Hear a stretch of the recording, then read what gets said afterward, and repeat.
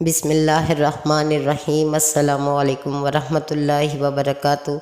آپ سن رہے ہیں اسلامک انفارمیشن چینل۔ میں ہوں سیدہ سعدیہ ہنا۔ اپنے تمام سننے والوں کے لیے دعا کرتی ہوں کہ سدا اللہ کی عافیت میں رہیں، اللہ پاک کی رحمتیں آپ کے ساتھ ہوں، لطف و کرم کا اس قدر آپ کو ساتھ ملے کہ آپ ہمیشہ خوشیوں میں رہیں، خوشیاں بانٹتے رہیں، آمین ثم آمین۔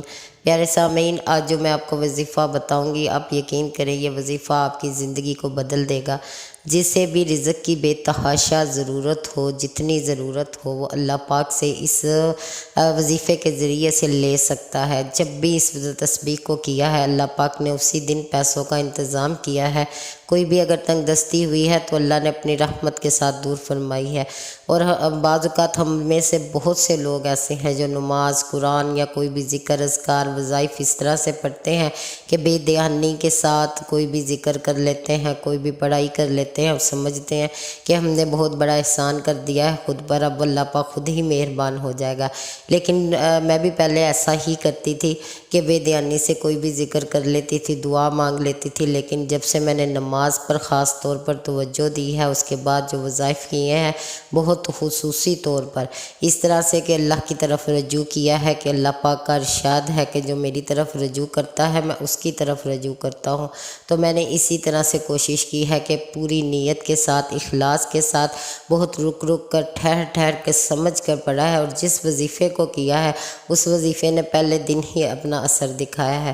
تو جیسا کہ اب مجھے یہ پتہ چلا تھا کہ یہ ایک آیت، اس سے رزق بے تحاشا ملتا ہے، تو میں نے اسے نماز کے فوراً بعد پڑھنا شروع کر دیا۔ ایک تسبیح کرتی ہوں میں صبح کے وقت، آپ ایک تسبیح کر لیں یا شام کے وقت ایک تسبیح کر لیں، اگر چاہیں تو صبح شام دونوں وقت میں کر سکتے ہیں۔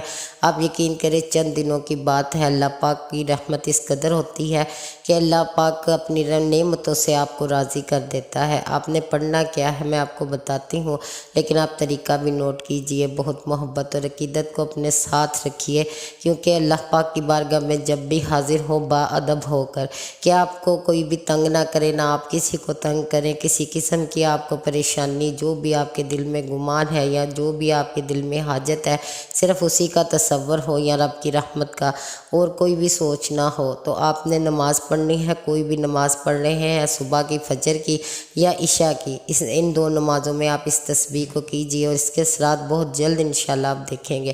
اگر آپ فجر کی نماز پڑھ رہے ہیں تو آپ کوشش کیجیے سلام کہنے کے ساتھ ہی آپ بیٹھ جائیں، اور جو تسبیحات کرتے ہیں، تسبیح زارہ کرنے کے بعد آپ اسے 100 بار پڑھیں، بہت سمجھ کر کے۔ اللہ لطیف بعبادہ یرزق من یشاء بغیر حساب، یہ اس قدر پیاری تسبیح، آپ یقین کیجیے اللہ پاک اپنے لطف و کرم کے ساتھ بے تحاشا رزق سے نواز دیتے ہیں۔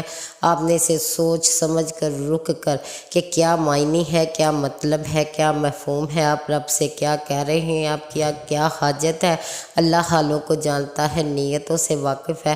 وہ دینے پر آئے تو اپنی رحمت کے ساتھ اس قدر عطا فرما دیتا ہے کہ انسان کی محتاجیاں دور کر دیتا ہے۔ آپ نے اللہ سے بہت عجز و انکساری سے مانگنا ہے، اور اس کا یہ نام یا لطیف آپ جانتے ہیں بہت ہی برکتوں والا نام ہے، اور جس آیت میں یہ نام ہو وہاں پر اللہ کا کمال ضرور ظاہر ہوتا ہے۔ تو آپ نے یہ پڑھنا ہے، اللہ لطیف بعبادہ، اللہ اپنے بندوں کے ساتھ لطف و کرم کرنے والا ہے۔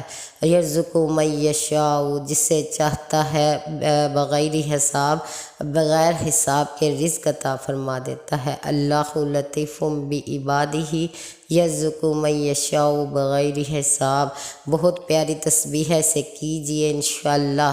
چند دنوں میں ہی کرنے سے آپ پر دولت مہربان ہوگی، اور کوشش کیجئے اسے روز پڑھیں، ہر روز پڑھیں، اسے دنوں میں شمار نہ کریں۔ اگر آپ چاہیں تو 21 دن تک، 41 دن تک پڑھ سکتے ہیں، لیکن اس میں اس قدر رزق ملتا ہے کہ انشاءاللہ آپ تمام عمر اسے پڑھنا چاہیں گے انشاءاللہ تعالی۔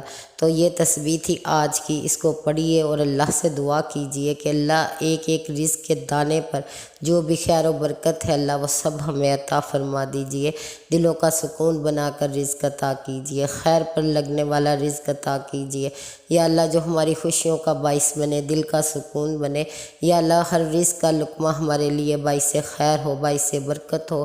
ان دعاؤں کے ساتھ آپ اللہ سے رزق مانگیے۔ یقین کیجئے بہت زیادہ دولت بھی انسان کو برباد کر دیتی ہے، کیونکہ اولاد جب بے تحاشا خرچنے لگتی ہے نا تو اس کو یہ حساب نہیں ہوتا کہ ماں باپ کہاں سے کما رہے ہیں، کیسے کما رہے ہیں۔ ہم تو چاہتے ہیں کہ ہماری نسلیں عیش کریں، بیٹھ کر کھائیں، لیکن جو بیٹھ کر کھاتے ہیں نہ تو وہ ہمیں دعاؤں میں یاد رکھتے ہیں، نہ ہمیں کسی قسم کی دعا دیتے ہیں، نہ ہی کچھ پڑھ کر ہمارے پیچھے بھیجتے ہیں۔